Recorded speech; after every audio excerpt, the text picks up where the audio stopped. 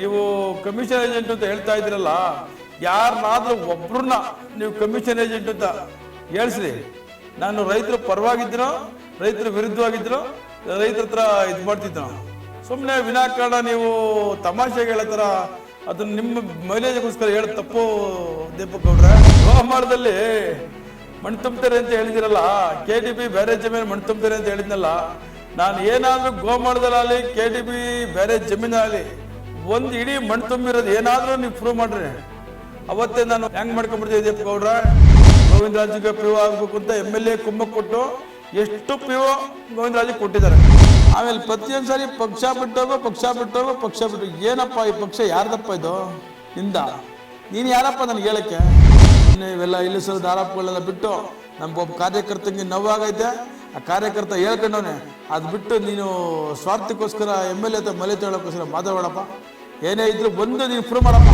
ಮೊನ್ನೆ ನೆಲಮಂಗಲದಿಂದ ಯಾರೋ ದೀಪಕ್ ಗೌಡ್ರು ಅಂತ ಹೇಳ್ಬಿಟ್ಟಕ್ಕೆ ನನಗೂ ರಘುರು ಅಂತ ಮರ್ಯಾದೆ ಕೊಟ್ಟಿದ್ರೆ, ನಾನು ಗೌರವ ಕೊಡೋದು ಕರ್ತವ್ಯ.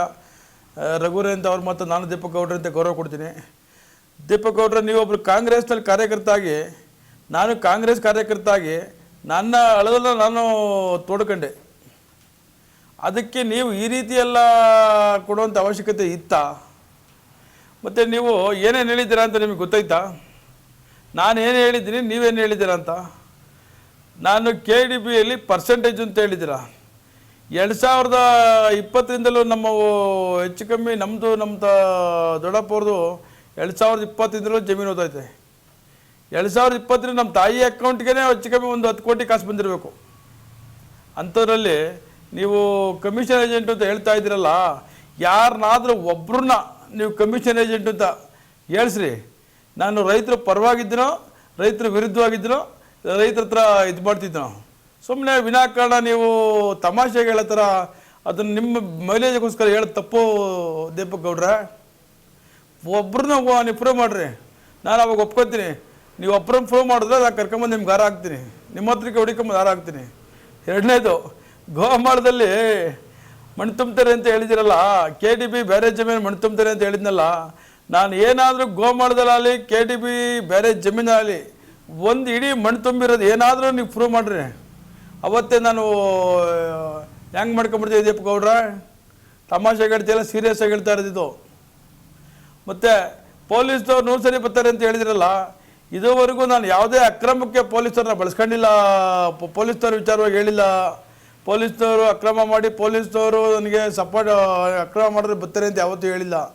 ನಮ್ಮ ಊರಲ್ಲಿ ನಮ್ಮ ಬೂತಲ್ಲಿ ರೈತರುಗಳು ಮಾಡುವಂಥ ಕೆಲಸಗಳಿಗೆ ಇದೇ ಗೋವಿಂದರಾಜು ತೊಂದರೆ ಕೊಟ್ಟು ಪೊಲೀಸ್ನವ್ರು ಕಳಿಸಿರೋದಕ್ಕೆ ಪೊಲೀಸವ್ರು 100 ಸರಿ ಬಂದರು ಅಂತ ಹೇಳಿದ್ದೀನಿ. ಯಾಕೆ? ನಮ್ಮ ರೈತರ ಪರವಾಗಿ, ನಮ್ಮ ಬೂತ್ನವ್ರ ಪರವಾಗಿ ನಾನು ಪ್ರಾಮಾಣಿಕ ನಿಂತ್ಕೊಂಡಾಗ ಇವರು ಕಂಪ್ನಿ ಓನರ್ಗಳು ಎದುರಿಸ್ಬಿಟ್ಟು ಗೋವಿಂದರಾಜಿಗೆ PO ಆಗಬೇಕು ಅಂತ MLA ಕುಮ್ಮಕ್ಕೆ ಕೊಟ್ಟು ಎಷ್ಟು PO ಗೋವಿಂದರಾಜಿಗೆ ಕೊಟ್ಟಿದ್ದಾರೆ.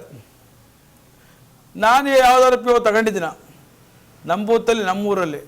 ನಾನು ನಮ್ಮೂರು ಬೂತ್ನ ಪರವಾಗಿ ನಮ್ಮೂರ ಪರವಾಗಿ ಓಡಾಡಿದ್ದೀನಿ ಹೊರತು, ಆವಾಗ ರೈತರುಗಳು ನನ್ನ ಹತ್ರಕ್ಕೆ ಬಂದಾಗ ನಾನು ರೈತರ ಪರವಾಗಿ ಹೋಗಿ ಅಲ್ಲಿ ನಿಂತ್ಕೊಂಡಾಗ ಇವ್ರು ಎದುರಿಸಿ ಬೆದರಿಸಿ ನಾವೇ PO ಆಗೈತೆ ನೀವ್ಯಾರು ಬಂದು ಕೇಳೋಕ್ಕೆ ಅಂತ ಪೊಲೀಸವ್ರು ಕಳಿಸಿ ಎದುರಿಸಿರೋದಪ್ಪ. ನೀನು ಕಾಮಿಡಿ ಥರ ಹೇಳ್ತೀಯಲ್ಲಪ್ಪ ಡಾಕ್ಟ್ರು ಅಂತ. ಆಮೇಲೆ ರೈತರ ಹೆಸರು ಹೇಳ್ಕೊಂಡು ನಾನು ಲಾರಿಗಳು ಬಿಟ್ಟಿದ್ದೀನಿ ಅಂತ ಹೇಳಿದ್ದಿಲ್ಲಪ್ಪ. ರೈತ ಹೆಸರು ಹೇಳ್ಕೊಂಡು ನಾನು ಲಾರಿಗಳು ಬಿಟ್ಟಿದ್ದೀನೋ ಇಲ್ಲ ರೈತರಿಗೋಸ್ಕರ ನಾನು ಯಾವುದೋ ಒಂದು ಲಾರಿನೂ ಇಲ್ಲ, ರೈತರಿಗೋಸ್ಕರ ಕಷ್ಟಪಟ್ಟು ಓಡಾಡಿ ರೈತರುಗಳು ಲಾರಿಗಳು ಬಿಡಿಸಿದ್ನೋ? ಎಷ್ಟು ಜನಕ್ಕೆ ಹೇಳಿಸ್ಬೇಕಪ್ಪ? ಡಾಸ್ಪೇಟೆ ಗೋಮಾಳದಲ್ಲಿ ಮಣ್ಣು ತುಂಬಿರೋ ಅಷ್ಟು ವಿಚಾರ ನಿನಗೂ ಗೊತ್ತಿರ್ಬೇಕಲ್ಲಪ್ಪ, ಎಲ್ಲ ಕಡೆದು ಲೈವ್ ಆಗ್ತಾ ಇದೆ. ಅದು ಬಿಟ್ಟು ನೀನೊಬ್ಬ ಕಾರ್ಯಕರ್ತ ಆಗಿ ನನಗೇನಪ್ಪ ನೀನು ಈ ರೀತಿ ಸಲಹೆ ಕೊಡ್ತಾ ಇರೋದು? MLA ನಾನು ಮಾಡಿದ್ದೀನಿ ನಾನು ಯಾವತ್ತೂ ಹೇಳ್ಕೊಂಡಿಲ್ಲಪ್ಪ. MLA ದುಡ್ದಿದ್ದೀನಿ ಅಂತ ಹೇಳ್ತಾ ಇದ್ದೀನಿ. MLA ದುಡ್ದು ನಮಗೆ ನೋವಾಗಿರೋದಕ್ಕೆ ನಾನು ನೋವನ್ನು ಹೇಳ್ಕೊಂಡಿದ್ದೀನಪ್ಪ ಪ್ರೆಸ್ ಮೀಟಲ್ಲಿ. ನಿನ್ನ ಹತ್ರ ಬಂದು ಹೇಳ್ಕೊಂಡಿರ್ಲಿವಲ್ಲಪ್ಪ. ಮತ್ತು ಮೋಹನಣ್ಣ ಅಂತ ಮೋಹನಣ್ಣ ಅವ್ರಿಗೆ ಗೌರವ ಕೊಟ್ಟಿದ್ದು ನಾನು ಯಾವತ್ತೂ ಮಾತಾಡಿಲ್ಲಪ್ಪ.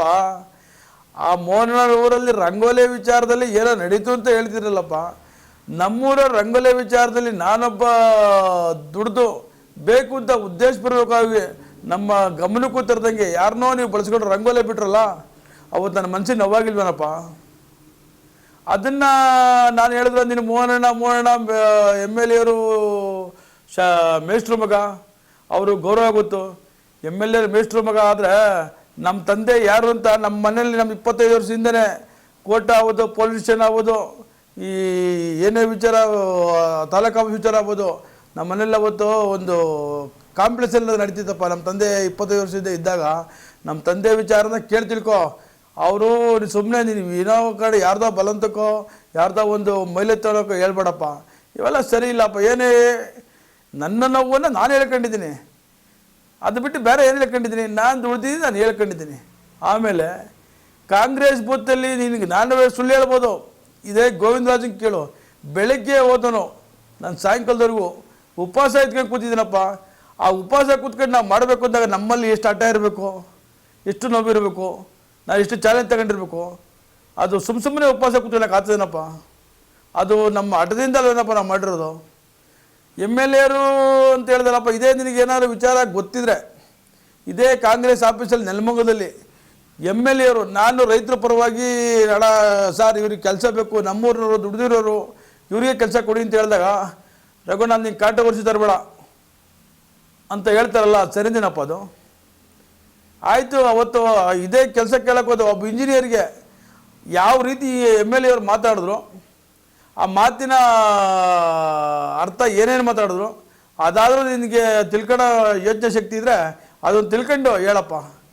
ಸಂಸ್ಕಾರ ಅನ್ನೋ ವಿಚಾರದಲ್ಲಿ ನಾವು ನಮ್ಮ ಹೋಬ್ಳಿಲಾಗ್ಬೋದು, ನಮ್ಮ ಊರಲ್ಲಾಗ್ಬೋದು, ನಮ್ಮ ಪಂಚಾಯತಿಲಾಗ್ಬೋದು, ನಾವು ಯಾವ ರೀತಿ, ನಮ್ಮ ತಂದೆ ಯಾವ ರೀತಿ ಇವತ್ತು KDB ಕಮಿಷನ್ ಅಂತ ಹೇಳ್ತಾ ಇದೆಯಲ್ಲಪ್ಪ, ನಮ್ಮ ತಾಯಿ ಅಕೌಂಟ್ಗೆ 10 ಕೋಟಿ ದುಡ್ಡು ಬಂತು ಅಂತ ಹೇಳ್ದಲ್ಲ.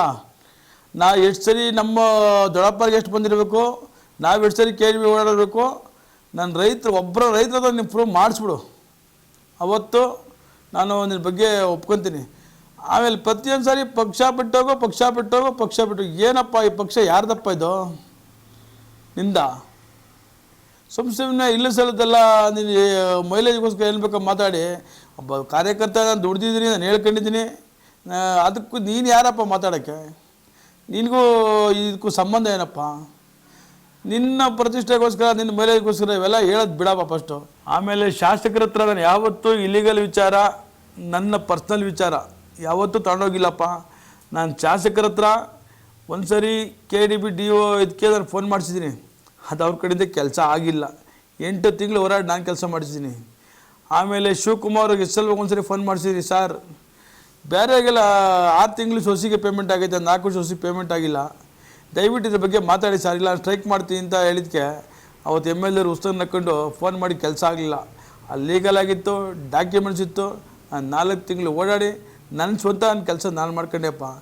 ಅದು ಬಿಟ್ಟು ಯಾವುದೇ ಕಾರಣಕ್ಕೂ ನನ್ನ ಸ್ವಂತದ ಕೆಲಸ ಅವ್ರು ಯಾವುದೇ ಕಾರಣಕ್ಕೂ ನಾನು ಒಂದು ಸರಿ 2 ಸರಿ ಫೋನ್ ಮಾಡಿಸೋದು ಬಿಟ್ಟರೆ ಆ ಫೋನ್ ಮಾಡಿದವ್ರಿಗೆ ಕೆಲಸ ಆಗಿಲ್ಲ. ನಾನು MLA ಯಾವುದೇ ರೀತಿ ಬಳಸ್ಕೊಂಡಿಲ್ಲ. MLA ಹತ್ರ ನಮ್ಮೂರ ಕೆಲಸ ನಮ್ಮೂರ ಜನಕ್ಕೆ ಕೊಡಿ. ಗೋವಿಂದರಾಜುವಿಗೆ ನೀವು ಎಲ್ಲರಿಗೂ ಉಪಯೋಗ ಮಾಡ್ತಿದ್ದೀರಲ್ಲ, ಆ ವಿಚಾರದಲ್ಲಿ ಪ್ರಶ್ನೆ ಮಾಡಿದ್ದೀನಪ್ಪ. ಇನ್ನು ಬಿಟ್ಟರೆ ನಾನು ಯಾವ ವಿಚಾರದಲ್ಲೂ ಪ್ರಶ್ನೆ ಮಾಡಿಲ್ಲ. ನೀನು ಯಾರೋ ಹೇಳ್ಕೊಟ್ಟವ್ರೆ ಅಂತ ಹೇಳ್ತೀಯಲ್ಲಪ್ಪ, ನಾನು ಯಾರ ಮಾತು ಕೇಳೋ ಮಗ ಅಲ್ಲಪ್ಪ. ನಾನು ತಲೆ ಬಗ್ಸೋದೇನು ಗೊತ್ತಾ? ಒಂದು ಸುಳ್ಳು ಹೇಳಿದ್ರೆ, ಒಂದು ಮೋಸ ಮಾಡಿದ್ರೆ, ಒಂದು ಅನ್ಯಾಯ ಮಾಡಿದ್ರೆ ಅದಕ್ಕೆ ಮಾತ್ರ ತಲೆ ಬಗ್ಗಿಸ್ತೀನಿ. ಮಿಕ್ಕಿದ ಯಾವುದೇ ವಿಚಾರದಲ್ಲಾಗಲಿ ಇನ್ನೊಬ್ರ ಮಾತು ಕೇಳ್ಕೊಂಡು ಹೇಳೋ ಅಂಥ ಮಗ ಅಲ್ಲಪ್ಪ ನಾನು. ಯಾಕಪ್ಪ ಈ ರೀತಿ ಮಾತಾಡ್ತೀರಾ?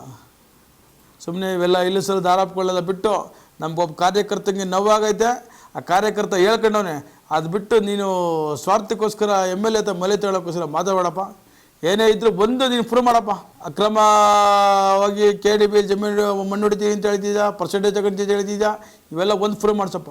ಇಲ್ಲ ನಾನು ಮಾಡಿಸಿದ್ರೆ ಅಮ್ಮಮ್ಮ ನನ್ನ ಹತ್ರ ಹುಡುಕಂಬಂದವ್ರಿಗೆ ಒಂದು 5 ಎಕರೆ ಮಾಡಿಸಿರ್ಬೇಕಪ್ಪ. ನಮ್ಮ ಸಂಬಂಧದ್ದು ನಮ್ಮದು ಮಾಡಿಸಿದ್ದೀನಪ್ಪ, ನಮ್ಮದೈತೆ, ನಮ್ಮ ದೊಡ್ಡಪ್ಪ ಹೊಡೆದಿದೆ ಮಾಡಿಸಿದ್ದೀನಿ. ನೀನು ಏನೂ ಗೊತ್ತಿಲ್ಲದಲೇ ನೀನು ಏನನ್ನು ಹೇಳ್ಬಿಟ್ರೆ ಹೆಂಗಪ್ಪ ಇದು? ಯಾವುದಾದ್ರು ಒಂದು ಪ್ರೂವ್ ಮಾಡಪ್ಪ. ಬೇಕಾದರೆ ನಾನು ಮುಂದೆ ಇನ್ನೂ ನನ್ನಲ್ಲಿ ಎಷ್ಟು ನೋವುಗಳಿವೆ ಅಂತ ಹೇಳ್ಕೊಂತಿರ್ಬೇಕಾದ್ರೆ ಮುಂದಿನ ಪ್ರೆಸ್ಬಿಟ್ಟಲ್ಲಿ ನಿನ್ನ ಹತ್ರ ಏನೋ ದಾಖಲೆಗಳಿವೆ ಅಂತ ಹೇಳ್ತಿದ್ದಿಲ್ಲಪ್ಪ. ಯಾವ ದಾಖಲೆಗಳಿವೆ ನೀನು ತಾಮರಪ್ಪ. ಆ ದಾಖಲೆಗಳ್ನ ನಾನು ಇಬ್ಬರೇ ಕೂತ್ಕೊಂಡು ಬೇಕಾದ್ರೆ ಅದನ್ನು ಚರ್ಚೆ ಮಾಡಿ ಆಮೇಲೆ ನೀನು ಎಲ್ಲಿ ಬೇಕು ಅದನ್ನು ಪ್ಲೇ ಮಾಡಪ್ಪ. ಸುಮ್ಮನೆ ನೀನೆಲ್ಲ ಒಂದು ಕಡೆ ಕೂತ್ಕೊಂಡು ನಿನ್ನ ಇಷ್ಟ ಆಗೋದಂಗೆ ಮಾತಾಡೋದು ಅವೆಲ್ಲ ಯಾವುದಪ್ಪ? ಅದು ನಿನ್ನ ಸ್ವಾರ್ಥಕ್ಕೋಸ್ಕರ ಮಾತಾಡ್ದಂಗೆ ಅಲ್ವ? ಹೌದು. ಏನು ಡಾಕ್ಯುಮೆಂಟ್ಸ್ ತಾಂಬ ತೋರಿಸು, ಒಂದು ಸರಿ ಡಿಸ್ಕಸ್ ಮಾಡೋಣ. ಆಯ್ತಪ್ಪ, ಏನು ಡಾಕ್ಯುಮೆಂಟ್ ತಾಂಬ ಕುತ್ಕೊಂಡು ಚರ್ಚೆ ಮಾಡೋಣ. ಆಮೇಲೆ ಬೇಕಾದ್ರೆ ಎಲ್ಲಿ ಬೇಕಾದ್ರೆ ನೀನು ಪ್ಲೇ ಮಾಡ್ಕೊ, ಯಾರ ಹತ್ರ ಬೇಕಾದ್ರೆ ಹೇಳ್ಕೊ. ಸುಮ್ಮನೆ ವಿನಾಕಾರಣ ನೀನು ಮೀಡಿಯಾದಲ್ಲಿ ಅಪರಾಧ ಮಾಡೋದು ತಪ್ಪಪ್ಪ.